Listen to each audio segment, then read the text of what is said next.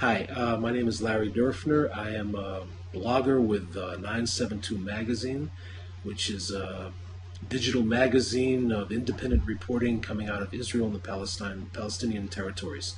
I also contribute to American Jewish publications. And we're talking about Iran today. We're talking about what we think, the main issue is what we think Israel is going to do with regards to Iran's nuclear weapons. And I believe that Israel will launch at some point, don't know when, will launch a preemptive attack on Iran's nuclear facilities rather than see those facilities go online, rather than see Iran get the nuclear bomb. I think that Israel will run the risk of whatever comes afterwards and attack those facilities before Iran gets the bomb. That's my position. Elliot, and here's Elliot Jager. Hi, Larry. I'm Elliot Jager. I'm a contributing editor to Jewish Ideas Daily. I'm a former editor and editorial writer at the Jerusalem Post, and I live and work in Jerusalem. And I think Larry's wrong. I think surprisingly, I think that that Israel is not going to strike. The Daily Mail just reported that Israel was going to strike Iran on Christmas Day or thereafter. Nonsense. I don't think that's going to happen. And I'll tell you what needs to happen. What needs to happen is for the international community to get serious. Okay. So, all right. So I'll start off and I'll say why I think that Israel is going to attack Iran. First of all, I didn't believe that until about a year ago. The first time I started to believe it was when I read Jeffrey Goldberg's article in the Atlantic Monthly, the Atlantic. He talked to about 40 Israeli leaders, political leaders, security leaders, and came to the conclusion that there was a likelihood that Israel would strike Iran's facilities about a year or 2 years, something like that. That shook me up, 40 guys, Jeffrey Goldberg, responsible journalist, he understands what people are saying. He came to that conclusion. And then George Will, shortly after that, George Will had an interview with Netanyahu and came away writing a column saying that he believed that Netanyahu was going to do the job, strike Iran within a couple of years, something like that. But I think the most conclusive thing that came out was also about a year ago, at the beginning of this year, was Meir Dagan, the former head of the Mossad for Israel for, I believe, 8 years, retired at the end of last year, the most glorified security figure in Israel, the god of Israeli security. He retired with medals up one side and down the other, and he immediately began speaking the truth that he felt needed to be said, which was, he came out and he said, when I was in the Mossad, and there were a couple of other guys, the Shin Bet and the head of the army, we had the power to stop Netanyahu and Barak from doing this crazy adventure. He's worried that the new people in those positions don't have that power, so he feels the necessity, the moral necessity to come out and take this public. And what did he take public? He said that the idea of hitting Iran is, quote, the stupidest idea he ever came up with. And he said that this is Netanyahu's idea and this is Barak's idea. That came from the ultimate authority in Israeli security. Okay, and then what happened recently, the last week and a half, Nachum Barnea, the #1 journalist in Israel, one of the greatest journalists on earth, comes out with this monster column, quoting probably some of these top sources again, saying that this is what's going on. Netanyahu and Barak appear to be plotting an attack on Iran's facilities against the advice of the leaders of the Shin Bet and the Mossad and everybody else. Everything you hear, nobody in Israel, no major public mainstream figure in Israel, with the possible exception of Dagan, has come out and said that Israel can live with a nuclear Iran, that Israel has the deterrent power to stop it. Nobody has said that.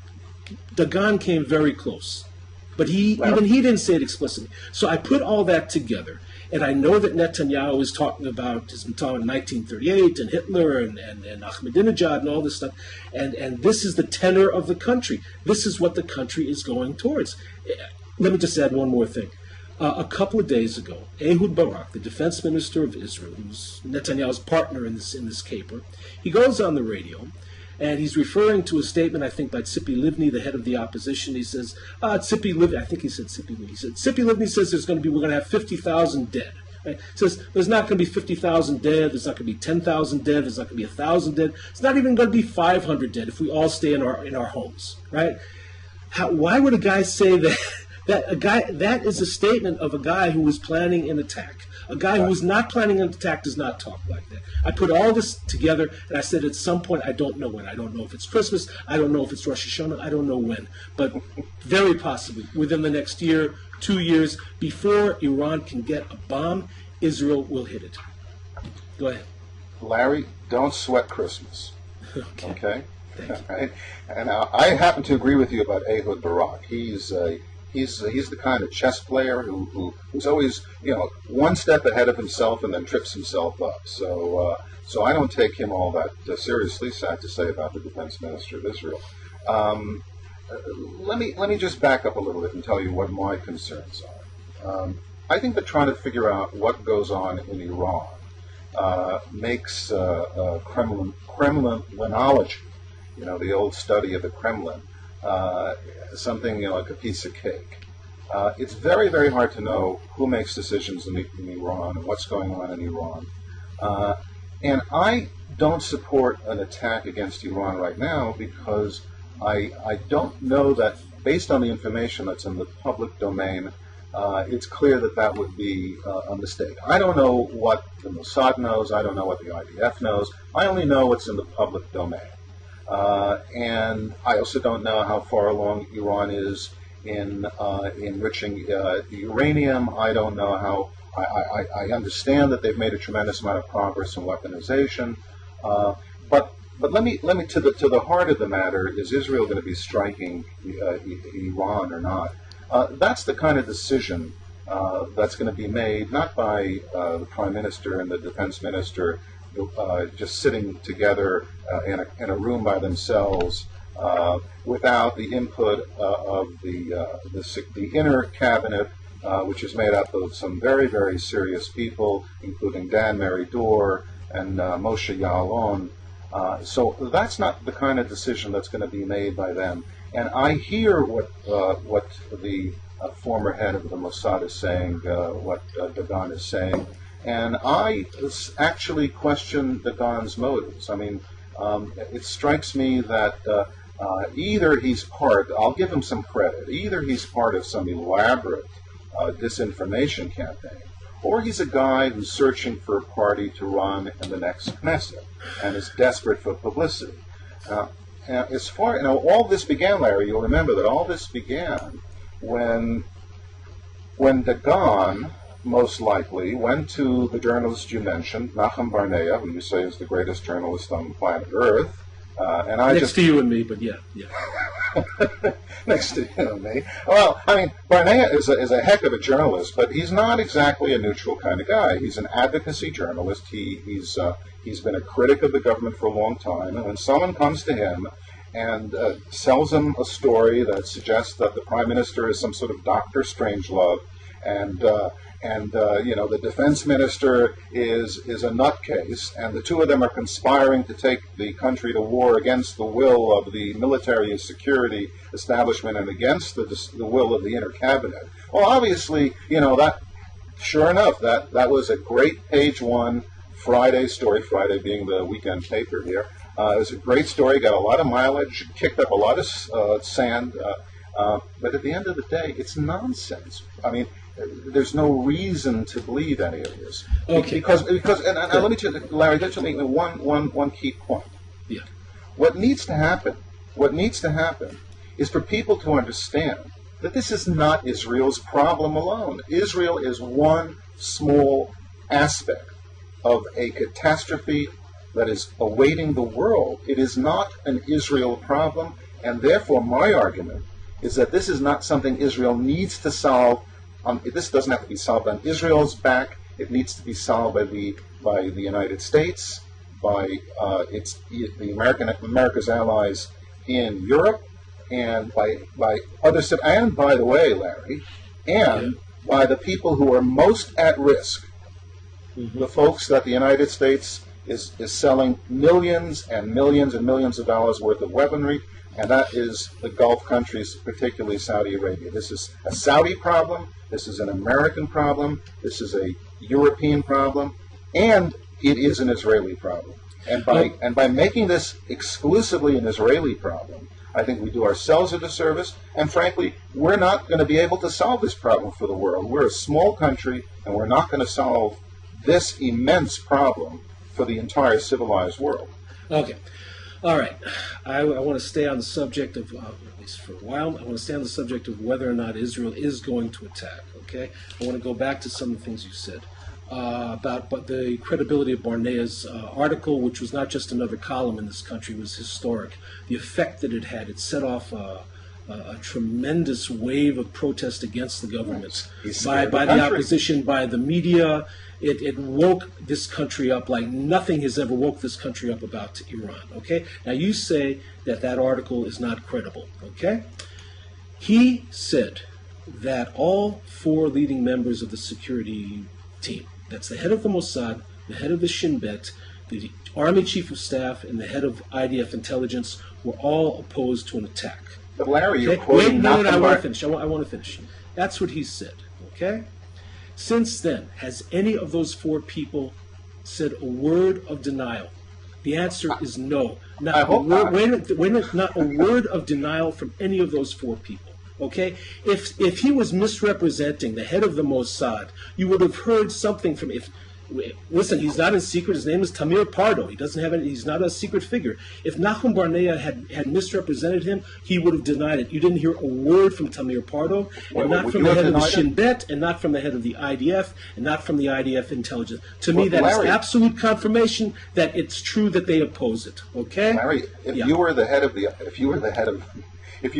the Mossad, excuse me. You would have denied. Okay. You would have denied that story. Excuse me, Elliot. You can cook up motives and sort of not a conspiracy theory, but you're cooking up sort of a disinformation plan. That this is all part of a disinformation program, maybe involving Mayor Dagan. That's speculation. Occam's razor. Let's take the simplest explanation and go with that. The simplest explanation is that everybody is being very straightforward. Okay, I take Barnea at his word. I take those people's lack of denial at their silence. Okay, that story was dead on accurate. If it hadn't been, you would have heard a denial. Nobody denied it. Okay, and he said not only the current heads of security, but also their predecessors. Not a single word of denial. Okay, I want to now go to Mayor Dagan. Okay, you say Mayor Dagan maybe he's looking for a job with a political party. Elliot, when Mayor Dagan retired from the Mossad, he could have written his own ticket with any political party in this country if he'd kept his mouth shut. He could have been defense minister, the candidate for defense minister on any and every single political party in this country. By speaking out like he did, he ruined his political future. Okay, so you cannot second guess. You can't second guess Mayor Dagan's integrity. Okay. On this. Finally, wait a second, or his truthfulness, whatever you want to call it.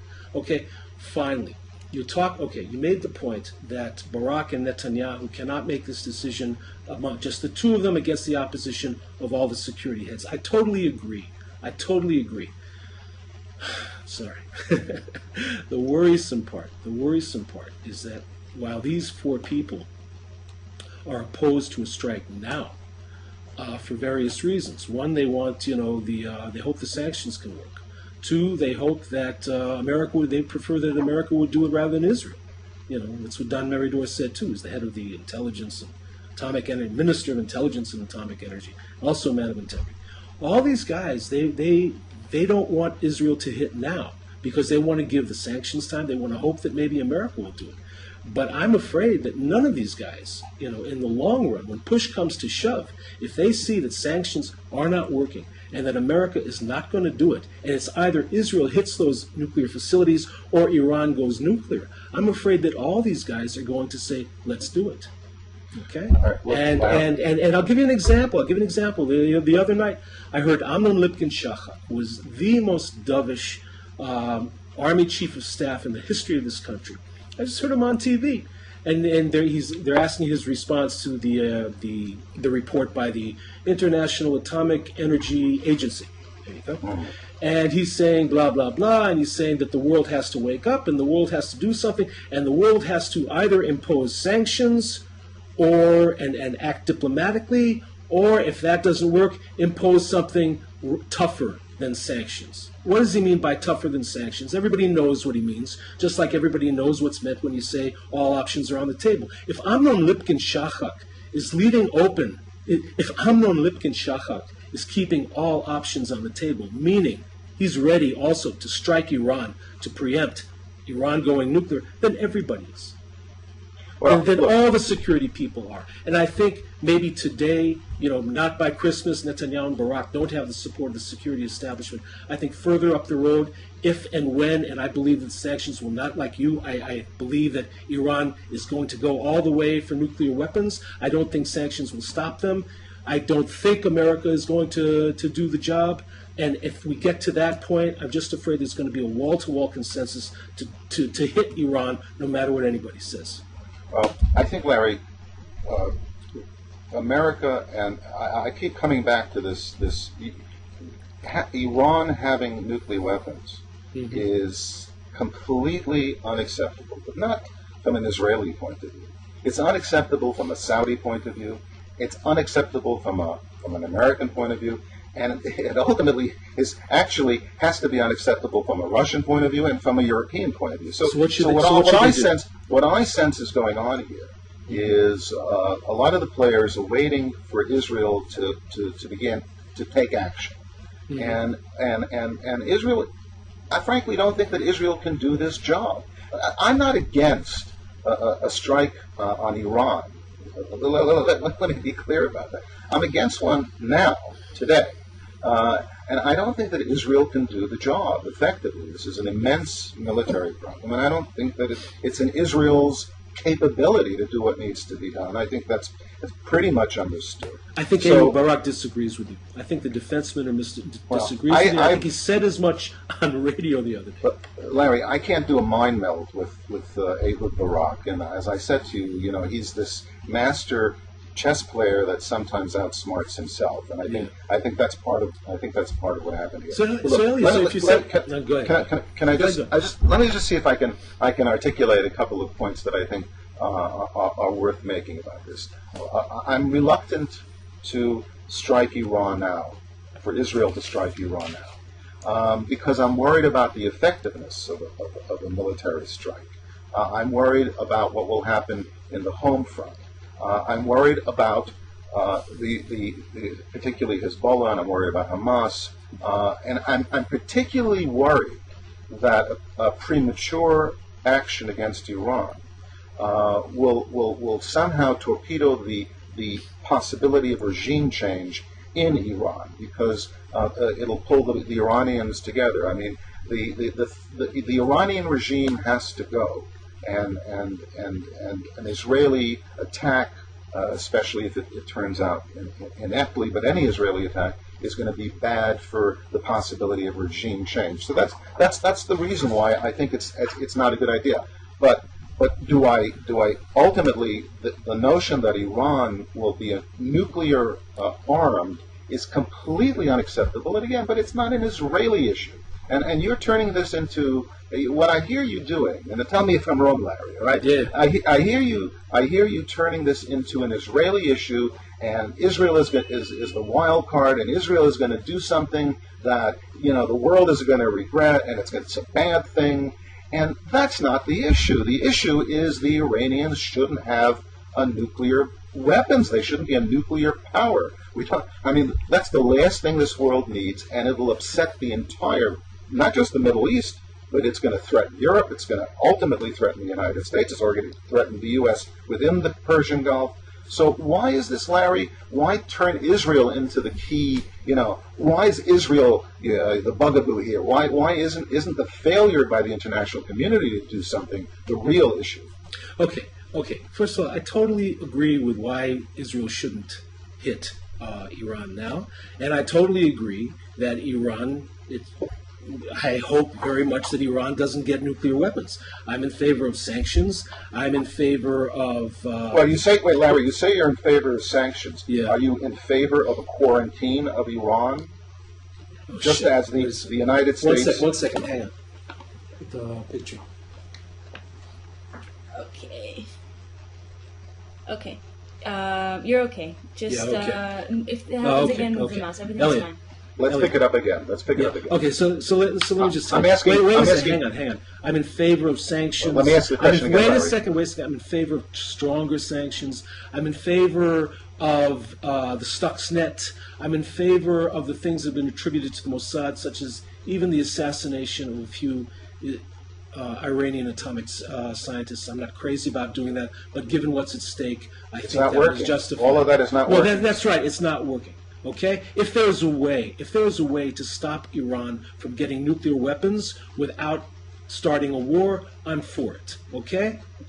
But it hasn't happened. It hasn't. Larry, happened. Let me ask you this, Larry. Yeah. Are you in favor of an international quarantine against Iran to stop shipping from entering Iran and leaving Iran, from refusing Iranian airplanes the right to overfly any other country?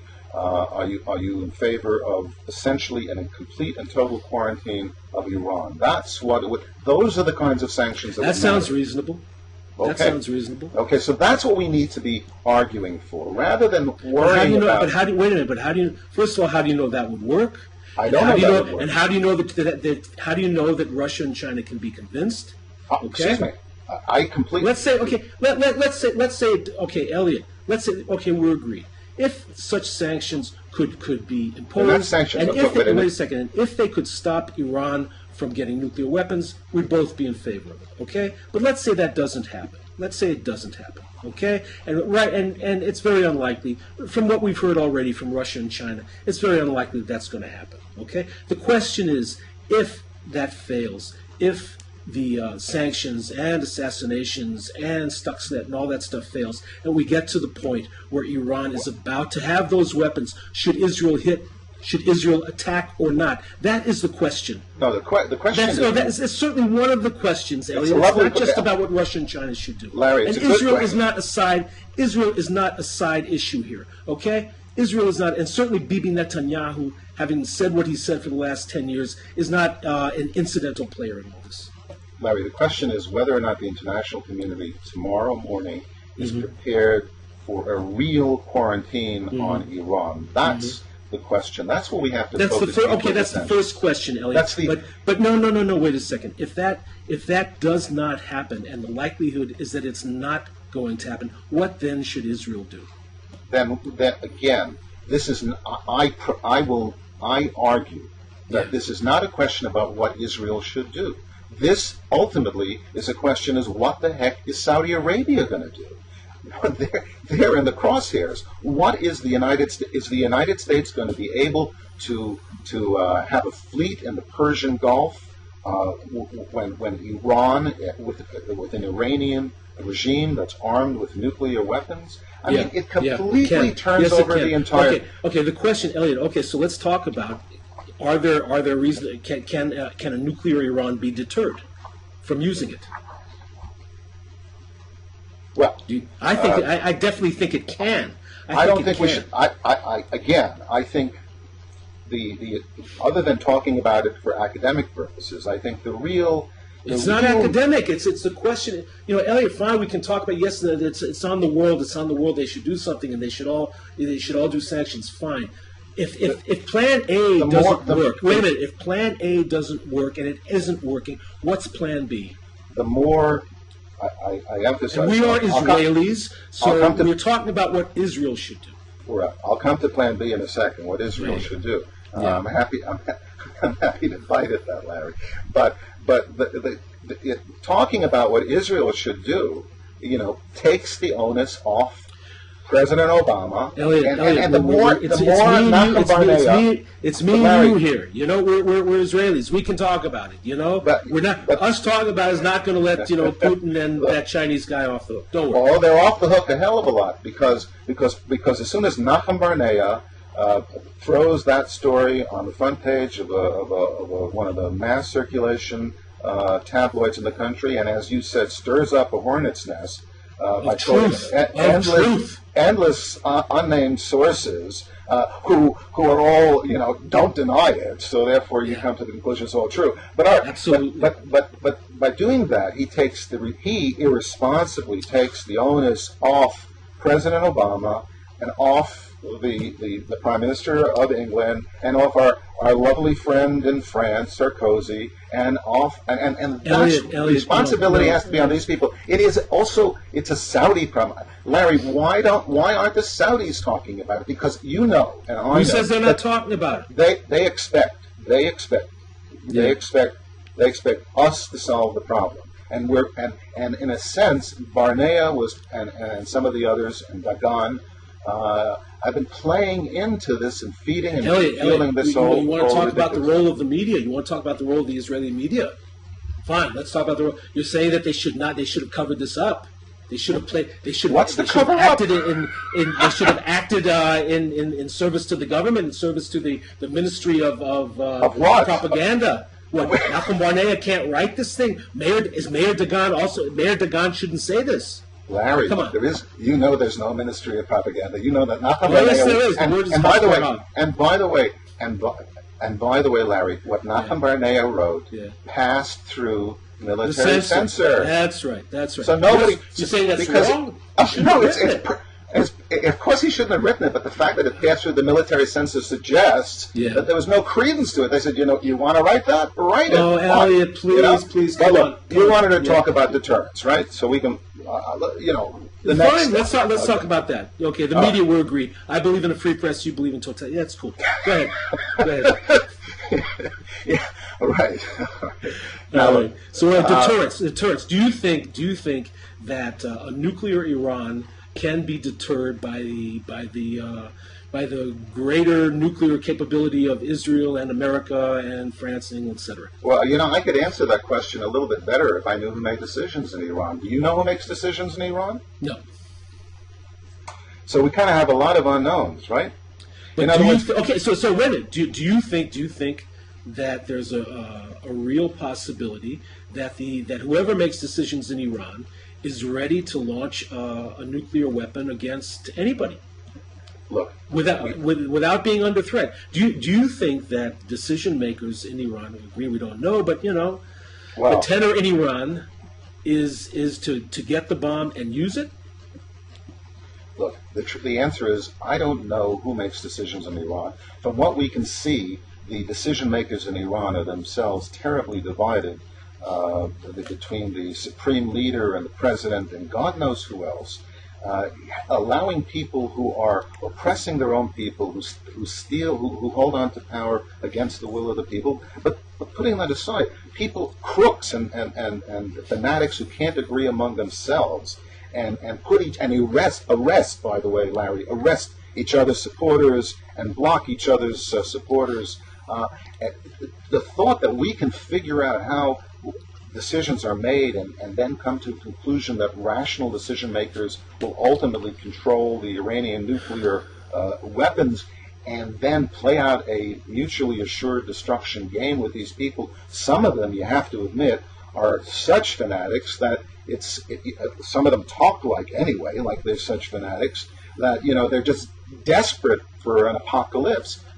So you're going to tell me that we here in Israel can make any kind of calculations about rational, mutually assured destruction with people like that? Yeah. I don't know how we can do it. Okay, here's what I think.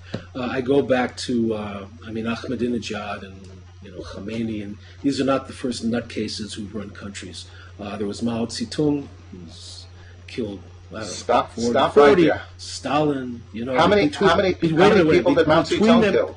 Between Mao Zedong?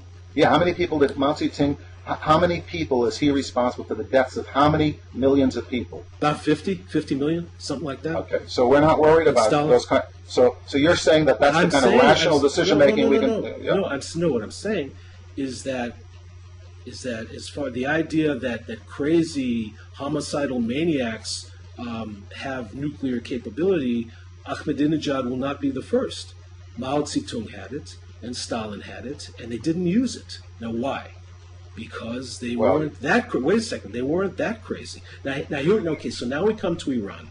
Okay, and the fact is, everybody is speculating about the future, so nobody can be sure. And because I can't be sure of what's going to, I can't be sure that the Iranians will be deterred. That's why I'm in favor of doing whatever can be done, including doing things that involve risk, like the Mossad did, to try to stop it.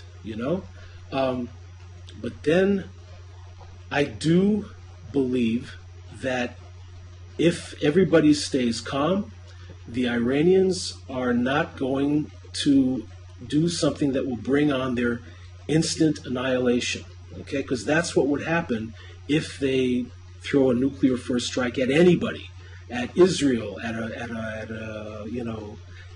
Iraq, at anybody. If they if they fire a missile, they are dead. That's a civilization with 75 million people, many thousands of years old, one of the proudest civilizations on Earth. I don't think they want to be destroyed for the sake of even destroying Israel. Even destroying Israel, they don't want to be annihilated for that purpose. And that's why I think that the risk, as you talked about at the beginning, the risk of Israel hitting Iran first is so great, and it will not end, and it won't end in a few days or a few months. I think we're really opening up the gates to hell. I think that an Israeli attack on Iran, I believe, could lead to untold deaths. I think it'll be the beginning of the end of the state of Israel. Okay? That's what I think the risk that we're dealing with in a preemptive attack on Iran.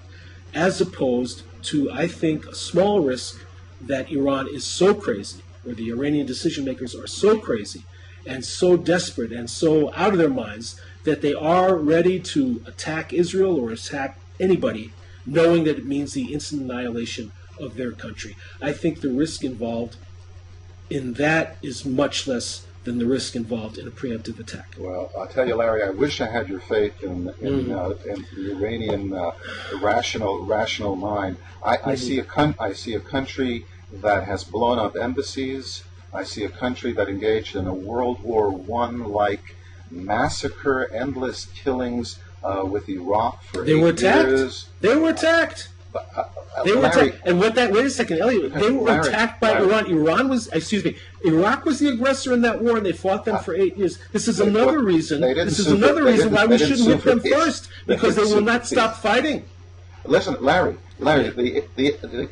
This is a country that you can't deny is not just like the Soviet Union under an institutional communist party. It is not like China when it advanced and had people like Zhou Enlai in charge and Deng Xiaoping in charge. This is a very, very dangerous country. Wait. You want? Go ahead. Larry, let me just make the point.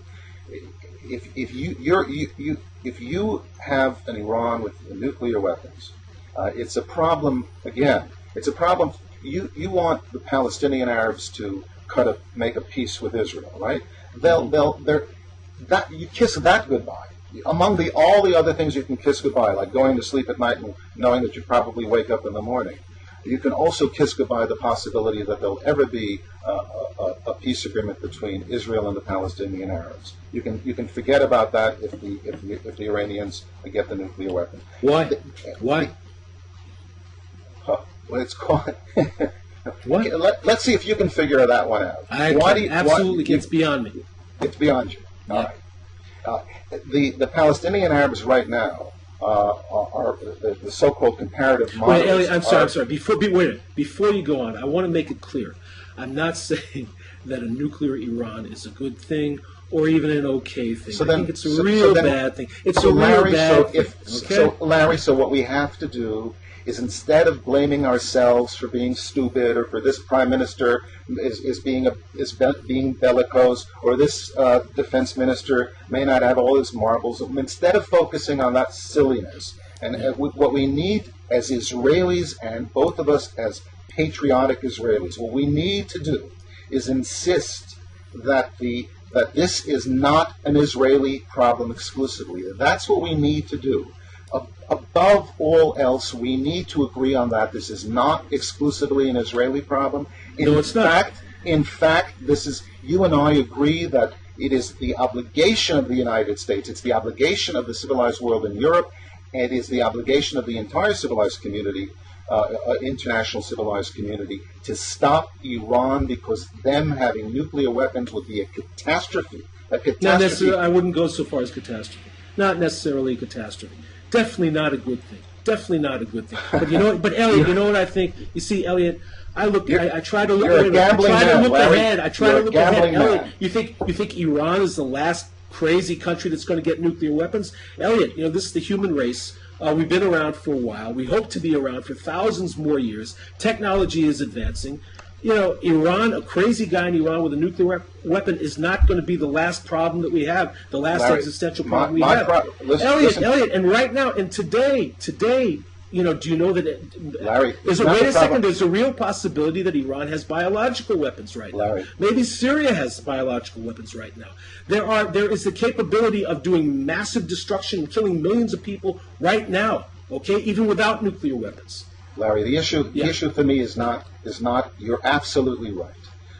There's no way that we as Israelis or Americans or as Westerners or as any member of the civilized international community, there's no way that we can tap the possibility that countries will be able to build nuclear weapons. I agree with you, and we cannot. We, meaning the civilized world, cannot police every single. But what we can do is be concerned. But Iran is not. Iran is not just your average country. Iran has announced genocidal intentions against Israel. They've made it so very clear that they have genocidal intentions against Israel, but not just against Israel. But they don't have the power. They don't have the power. Okay, Larry, wait a second. You're betting a lot on their rationality. You're betting the House. You're betting the House on their rationality. Do I have a choice? You have a choice. Yes, What's the choice? The choice. What's the choice? Tell Russia, Mr. Putin, you know, get serious. You know, what's the guy's name in China? You get serious too. Mr. Obama, get serious. Great. You know, what can you do? You know, we can urge people, urge the world to do the Larry, sanctions. Don't take your foot off the accelerator. When you focus the issue on what Israel can do and what Israel shouldn't do, you're taking your foot off the pressure on the people who No, Elliot, not so. We can't do the job, Larry. No, Elliot, I think that we should do both. Okay, and as Israelis, I think we should do the best thing for our country. We don't have a lot of influence over the Russians or the Americans. Well, actually, Bibi Netanyahu and actually Israel does have a lot of influence over the Americans. Okay, that's true. Great. Let's get them to do sanctions. Okay, but it's not just up to America. We have zero influence over China, none over China, none over Russia. We have a lot to say in Israel. Okay, if the sanctions don't work, I don't want this country to destroy itself. I don't want it to commit mass suicide, which is what's going to happen if we attack Iran. Okay? We're Israelis. This is the first issue at hand for us, what Israel should do. And we have the most influence as people, as citizens, over what Israel should do. And this is an issue that we have to raise. Well, Larry, again, you're very passionate, and I you know, slouch yourself. Yeah. I love you. I love your passion. I love you too. I love your passion. All right. But at the end after of the that, day, we're going to keep on going. That was the end. That was it. At the end, what do you think? You want to say something? Go ahead. You want to have the last word? Go ahead. Go ahead. Go ahead. Really? Now, Larry. Yeah. This is not only about sanctions. All kidding aside, this is not only about sanctions.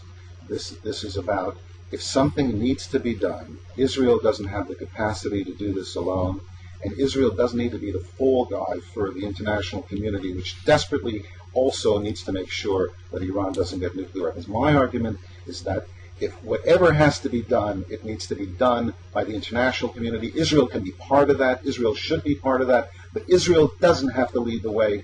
It's not just us that's at stake here. It's the values of Western civilization. It's the values of the United States. And it's the interest of the United States and of Western Europe. So let not all of this be on Israel's shoulders. Cool. All right. Okay. All right. Listen, Elliot, as always, great talking to you. Pleasure.